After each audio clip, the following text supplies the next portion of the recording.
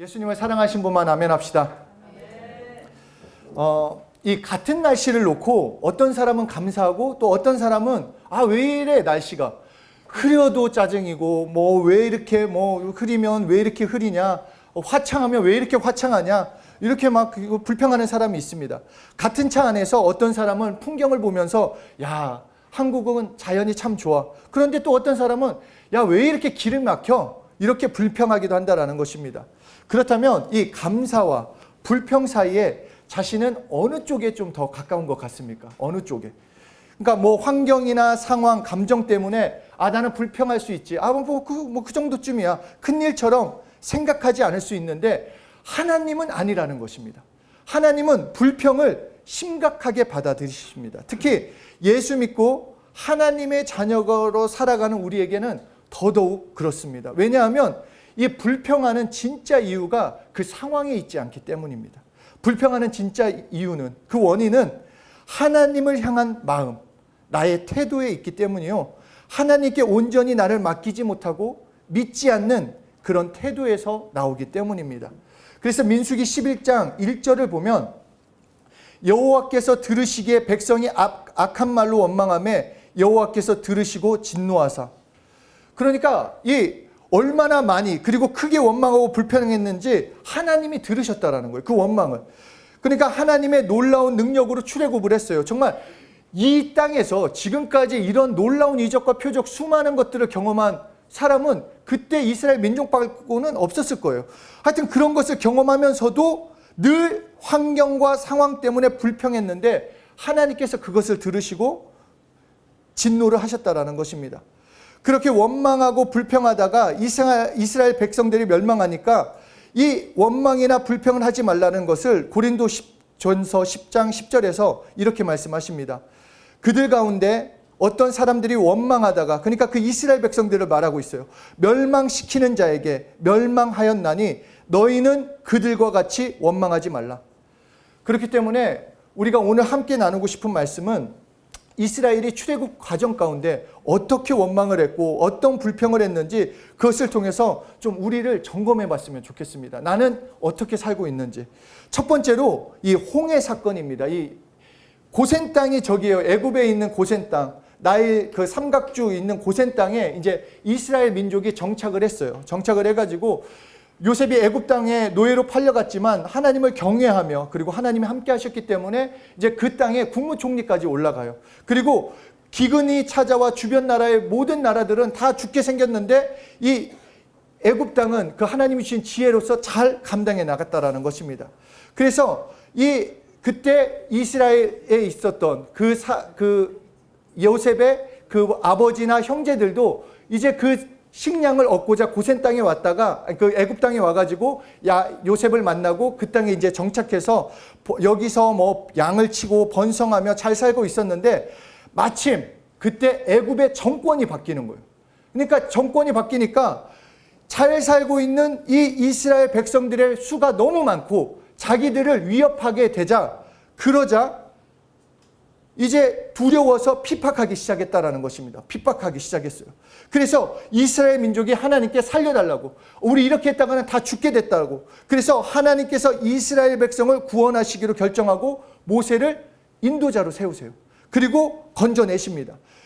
그런데 애굽 왕 바로가 바로 보내지 않는 것입니다. 그냥 하나님이 처음 말씀하셨을 때 들으면 좋은데 듣지 않으니까 10가지 재앙을 이렇게 내리세요. 막 물을, 나일강을 막 그 빨갛게 만들고 피로 만드시기도 하고, 막 뭐 파리, 개구리, 메뚜기, 뭐 우박이 내리기도 하고, 막 이거 10가지 재앙. 특히 양의 피를 바르지 않은 집은 장자가 죽이는 10번째 재앙까지 합니다. 그러니까 이제 바로 왕이 이제 나가라. 야, 너희들이랑 살았다가 우리가 다 죽게 생겼다. 그래서 그때 남자만 60만, 그러니까 약 100만이 넘는 히브리 민족이 애굽에서 떠납니다. 그리고 금과 은, 보화, 가축도 다 가지고 나오는데, 그런데 이렇게 출애굽에서 나오다 보니까 홍해가 앞에 딱 가로막혀 있는 거예요. 홍해가 앞에 있고, 그런데 뒤에서는 가라고 할 때는 언제이고 바로 왕이 애굽 군대를 보낸 거예요. 저 자식들 그냥 다 죽여야 한다. 그래서 도망칠 곳이 없게 되자 이스라엘 백성들이 이때 이렇게 얘기를 합니다. 출애굽기 14장 11절에 그들이 또 모세에게 이르되 애굽에 매장지가 없어서 당신이 우리를 이끌어내어 이 광야에서 죽게 하느냐? 어찌하여 당신이 우리를 애굽에서 이끌어내어 우리에게 이같이 하느냐? 지들이 살려달라고 했어요. 하나님이 말씀하신 거 아니라 지들이 살려달라고 살려줬는데 이제 하는 얘기가 우리가 거기서 죽으면 죽었지 왜 여기까지 끌고 와서 우리를 죽이려 하느냐? 그러니까 이 모세를 원망한 것은 하나님을 원망한 것과 똑같이 봤는데 하여튼 이 하나님을 원망하고 있자 모세가 이렇게 얘기를 합니다. 14장 13절에 모세가 백성에게 이르되 너희는 두려워하지 말고 가만히 서서 여호와께서 오늘 너희를 위하여 행하시는 구원을 보라. 너희가 오늘 본 애굽 사람을 영원히 다시 보지 아니하리라. 그렇게 말하고 지팡이를 들어서 홍해를 치는 그 순간 그 홍해가 쫙 갈라졌다라는 것입니다. 그래서 이스라엘 백성들은 신나게 건너갔어요. 그렇게 건너가는데 애국 군대들도 그거 보고 야 우리도 빨리 쫓아가서 건너가자. 그렇게 쫓아 들어오는 순간 물이 다시 합쳐져서 그래서 물에 다 빠져 죽게 됐다라는 것입니다. 우리의 삶에서도 우리 예수님 믿고 예수로 살게 돼서 하나님의 자녀로 살게 되었는데 당장의 눈앞에 닥친 일, 어려움 그것 때문에 원망하고 불평할 때가 있다라는 것입니다. 그러니까 저의 모습만 봐도 그래요. 정말 하나님께서 함께 해주셨다라는 게 너무 많아요. 너무 많은 일들이 있어서 하나님을 마음껏 찬양해요. 아 하나님은 정말 좋으신 하나님, 정말로 은혜, 나의 은혜, 막 정말 하나님이 주신 한량없는 은혜 이렇게 찬양하다가 어려운 일이 닥치면 갑자기 불평이 나온다라는 거예요. 왜 나에게 이런 일이 생기지? 나 열심히 예수 믿고 예수님 전하는데 왜 내 삶이 이런 거야? 물론 하나님께 직접 하나님 왜 그러세요? 직접적으로 말은 하지 않지만 내 마음 가운데는 왜 이러지? 왜 그냥 두시지? 왜 내 삶이 이렇게 하는 거야? 이런 마음을 품는 게 하나님을 노엽게 하게 한다라는 것입니다. 두 번째는 출애굽기 15장 22절에 나오는데 이렇게 홍해를 건너고 하나님을 얼마나 찬양했겠어요. 잘 생각해 보세요. 정말 그 앞에 홍해가 있고 뒤에 애굽이 있는데 모세가 기도하고 지팡이를 내려 찍자 막 쫙 갈라져 갖고 싹 살아나오고 애굽 군대는 막 다 막 수장당하고 막 이러니까 막 찬양하는 거예요. 막 하나님은 살아계시다. 하나님은 정말 위대한 분이시다. 하나님만이 구원 주시다. 막 찬양하는데 곧바로 또 원망을 합니다. 이스라엘 백성들이 홍해를 건너고 이제 그 지도를 보면은 수르 광야에 이제 지도를 계속 펴놔도 될 것 같아요. 이 수르 넘었죠. 3번 이제 4번 정도. 이 수르 광야, 에담 광야를 지나는데 물이 없는 거예요. 이제 물이 없으니까 너무 목말라 하고 있는데 이 마라라는 곳에 도착을 했는데 물이 있는 거예요. 그래서 신나게 물을 막 너도 나도 할 거 없이 막 마시는데 이 물이 쓴 거예요. 쓴 물이에요. 쓴 물. 그러니까 출애굽기 15장 24절에 또 얘기해요. 백성이 모세에게 원망하여 이르되 우리가 무엇을 마실까? 야 이제 다 죽게 생겼다. 우리 뭐 마셔야 하냐? 모세야 네가 말해봐라. 바로 3절 앞 21절만 해도 홍해를 건너게 하신 하나님, 정말로 그분은 나의 모든 것 되시고 그분은 진짜 하나님이십니다. 그렇게 찬양하다가 3절 이후 이 마라에 도착하자마자 하는 얘기가 물이 있으니까 하나님을 원망하는 거예요. 정말 나는 안 그럴 거야 뭐 그런 표정들인데 한번 자기를 생각해 보자라는 거예요. 세 번째, 출애굽기 16장 1절을 보면 이제 그렇게 하고 나서 바로 아래예요. 바로 아래. 이제 신 광야에 도착해서 또 불평을 해요. 이제 목마른 것을 그 물을 마시게 해주셨어요. 이제 마라를 다시 마실 수 있는 물로 만드셔가지고 목마름이 해결됐는데 이제 목마름이 해결되니까 배고프다 이거예요. 야 먹을 것 좀 줘라. 먹을 것이 없어서 내가 진짜 못 살겠다 불평을 하는 것입니다. 그러면서 하는 얘기가 야 내가 세상에 있을 때 그러니까 애굽에 있을 때는 가마솥에서 고기를 푹 익혀서 먹던 것이 나는 생각이 난다. 빵도 먹을 수 있었고 정말 그 뭐 채소도 먹을 수 있었고 그때 차라리 그때 먹고 죽었으면 차라리 좋았을 것을 이렇게 데리고 나와가지고 굶겨 죽이려고 아사를 시키려고 하는 거냐. 또 막 비아냥거리면서 모세를 향해서 그러니까 하나님을 향해서 원망하고 불평한다라는 것입니다. 우리의 삶에서 어려움이 찾아올 수 있어요. 예수 믿는다고 해서 모든 길이 꼭 길이 아니에요. 어려움이 찾아올 수 있고 풍랑우도 만날 수 있어요. 그런데 중요한 것은 그때 불평을 불평으로 끝나면 불평으로 끝나버려요. 내 삶에서 그냥 불평하고 말아버리면 그 상황이 불평으로 끝나지만 그 불평은 상황을 더 악화시키고 하나님의 도움을 경험시키지 못한다는 것입니다. 그런데 오히려 그 어려움을 하나님께 맡기면, 불평이 아니라 하나님께 맡기면 하나님이 살아계시기에, 여러분 하나님은 살아계세요. 이 출애굽 때만 계셨던 분이 아니라 오늘도 살아계신 하나님이세요. 그렇기 때문에 그 하나님께 나아가면 오늘도 동일한 이적을 베풀어 주시고 보호해 주시겠다라는 것입니다. 그런데 하여튼 이 불평 많은 이스라엘 백성들 먹여주셨어요. 그래, 야 배고프지? 먹어라. 그런데 몇 발자국 안 가서 또 원망해요. 네 번째에는 출애굽기 17장에 나오는데 르비딤의 장막을 쳤어요. 르비딤. 그 아래를 보면 바로 또, 그러니까 진짜 어마어마한 민족이에요. 진짜 하나님도 진짜 이 좋으신 하나님이세요. 르비딤에 왔는데 또 마실 물이 없다라는 거예요. 아, 나 너무 목말라. 우리 어떻게 이거 정말 목말른데 어떻게 해. 근데 지난번에 분명히 먹이셨잖아요. 지난번에 먹이셨는데 하나님께 그러니까 다시 구하면 되는데 하나님께 또 원망하는 거예요. 아, 정말 애굽에서 우리를 인도해내서 왜 나와 우리 자녀, 우리 가축들을 목말라 하겠느냐. 정말 레퍼토리가 변하지 않습니다. 똑같은 방법으로 똑같이 불평하는 것입니다. 그리고 다섯 번째는 민수기 11장 1절 이하를 보면은 먹을 것이 없다고 분명히 만나를 주셨는데 이제 실컷 먹고 나니까 질리다 이거예요. 야, 나 다른 것 좀 줘봐라. 나 다른 것 좀 먹고 싶다. 고기 좀 먹게 해달라. 그래서 민수기 11장 4절 5절에 그들 중에 섞여 사는 다른 인종들이 탐욕을 품음에 이스라엘 자손도 다시 울며 이르되 누가 우리에게 고기를 주어 먹게 하랴. 우리가 애굽에 있을 때는 값없이 생선과 오이와 참외와 부추와 파와 마늘들을 먹은 것이 생각나거늘. 아, 나 고기 먹고 싶어요. 예? 고기 좀 주세요. 정말 끈질기게 이렇게 불평합니다. 그리고 나서 또 불평해요. 여섯 번째, 민수기 11장 46절 이하를 보면은 그 전에도 좀 하는데 이 지도를 한번 볼게요. 보면은 이제 약속의 땅인 하나님이 약속하신 가나안 땅 바로 입구까지 와 있어요. 이제 저 가네스 바데아. 그래서 이제 조금만 올라가면 이제 가나안 땅에 이제 들어가서 모세가 여호수아와 갈렙을 포함한 각 지파에 12명을 뽑아서 정탐꾼을 보냅니다. 그래서 이 가나안 땅을 40일 동안 보고 와요. 그런데 말씀대로 젖과 꿀이 흐르는 땅이에요. 너무 좋은 땅이에요. 포도송이가 얼마나 무겁고 크게 됐는지 사람이 혼자 들을 수 없을 정도니까 얼마나 이게 잘 되겠습니까? 그런데 문제는 가나안 민족들도 크다라는 거예요.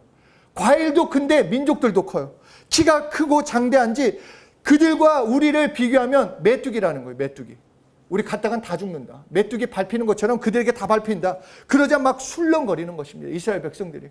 야, 우리 이제 어떡하냐. 다 왔는데 약속의 땅 들어갈 수 있는 거야? 없는 거야? 그때 여호수아와 갈렙은 야, 아니야. 좋은 땅이고 그들은 우리에게 밥이야. 들어가면 돼. 그렇게 걱정하지 마. 말했지만 이스라엘 백성들은 10명의 정탐꾼의 말을 선택했다라는 것입니다. 그래서 또 원망해요. 야, 이렇게 광야에서 개고생 시키더니 이제 그렇게 그냥 가나안 민족에게 우리를 또 죽이려고 그러느냐. 그래서 하나님께서 이들을 40일을 하루를 1년으로 계산해서 40일 동안 정탐을 갔다 왔잖아요. 그래서 그것을 1년으로 계산해서 40년 동안 광야에서 지내라. 그러니까 불평의 말이 얼마나 악하고 끊어야 하는지 우리는 알아야 하는 것입니다. 그냥 예수 믿는 사람이 뭐 내 환경이 힘드니까 불평할 수 있지. 저 사람한테도 불평할 수 있고 내 환경에서 불평할 수 있고 뭐 이거 좀 억울해하는 거 내가 불평할 수 있고 그렇게 생각하면 안 된다는 것입니다. 믿는 사람, 특히 하나님의 자녀는 불평할 수 없어요. 왜냐, 하나님이 아버지시기 때문에 하나님이 그 불평을 들으시기 때문입니다. 그래서 민수기 14장 28절에 그들에게 이르기를 여호와의 말씀에 내 삶을, 그러니까 하나님의 삶을 두고 맹세한다. 정말 맹세라는 것은 목숨을 걸고 하는 거예요. 정말 무조건 지킨다라는 거예요. 너희 말이 내 귀에 들린 대로 내가 너희에게 행하겠다. 정말 이거 엄청난 말씀입니다. 너희 말이 내 귀에 들린 대로. 그러니까 내가 어떤 말을 하고 있는지, 그러니까 불평의 말이 아닌 감사의 말이 들리게 해야 한다는 것입니다. 그리고 일곱 번째, 이제 마지막.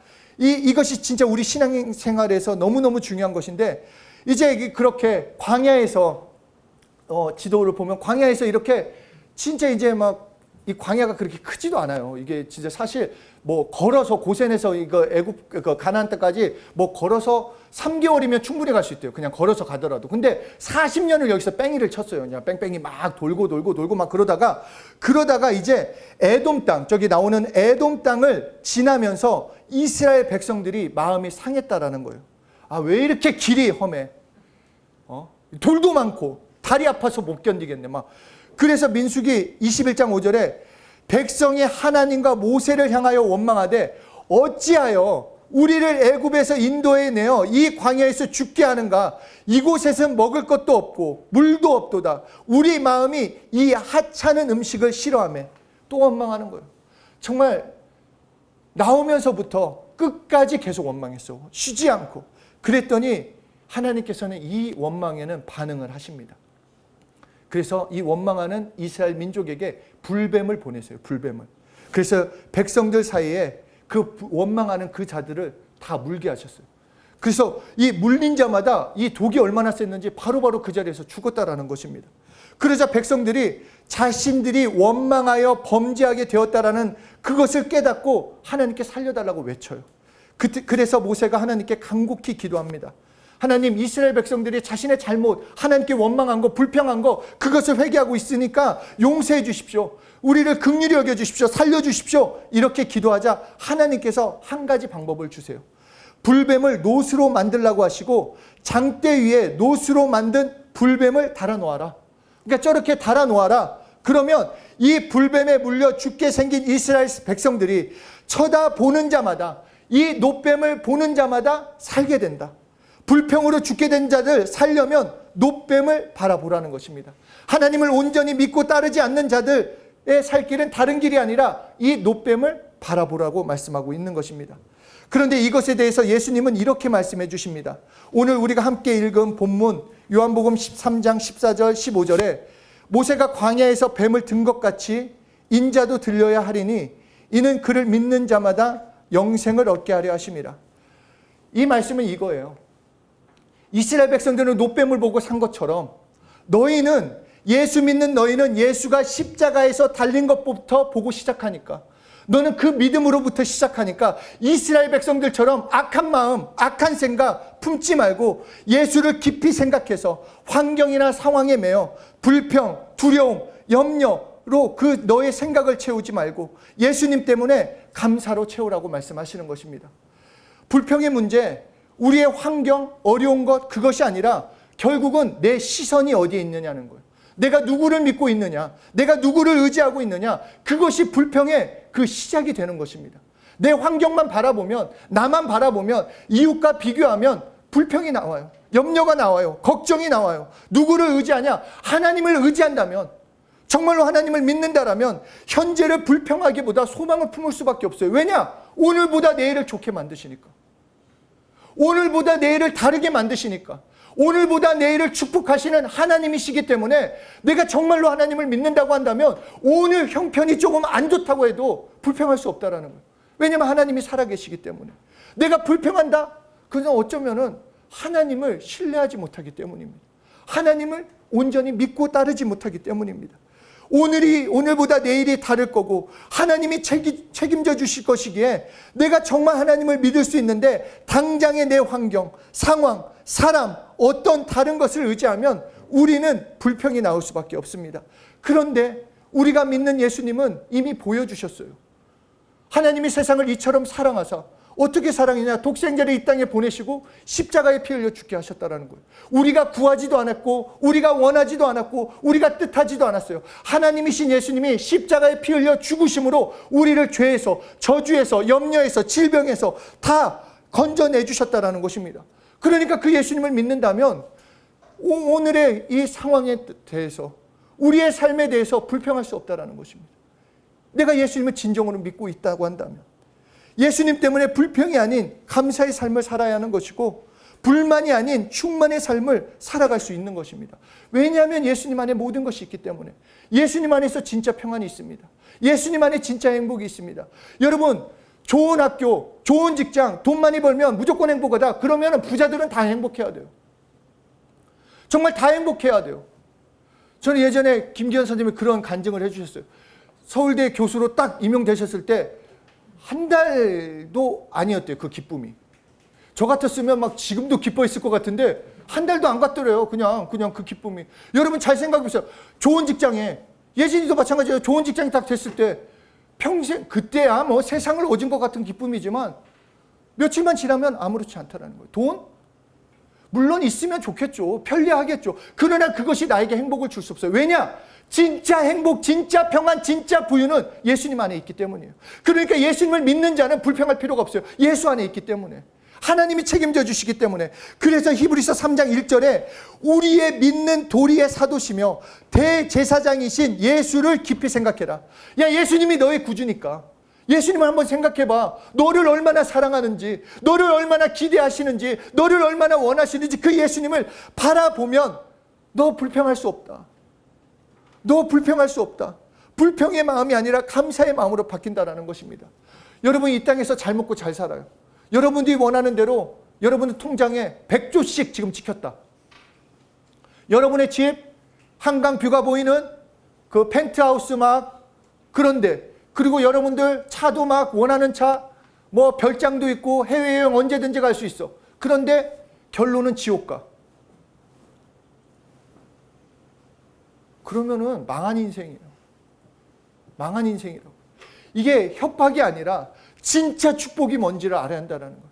만약에 우리가 이 땅에서 잘 먹고 잘 사는 거라고 한다면 예수님이 피 흘려 죽지 않으셨을 거고, 저번에도 말씀드렸잖아요. 물이 포도주를 만드는데 우리가 같이 술 장사했으면은 진짜 어마어마했을 거예요. 그리고 빵집 냈으면 빵 2개야, 보리떡 5개야, 물고기 2마리인가 빵 장사, 생선 장사 했으면 우리는 대박 났을 거예요.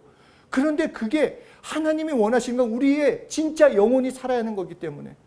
그러니까 오늘은 불평이 아니라 정말로 예수님 때문에 기뻐하고 감사하면 나의 삶을 하나님이 책임져 주시는 것을 경험하게 되는 것입니다. 그렇기 때문에 우리가 해야 할 것은 불평이 아니라, 정말 불평은 여러분의 삶을 망가뜨립니다.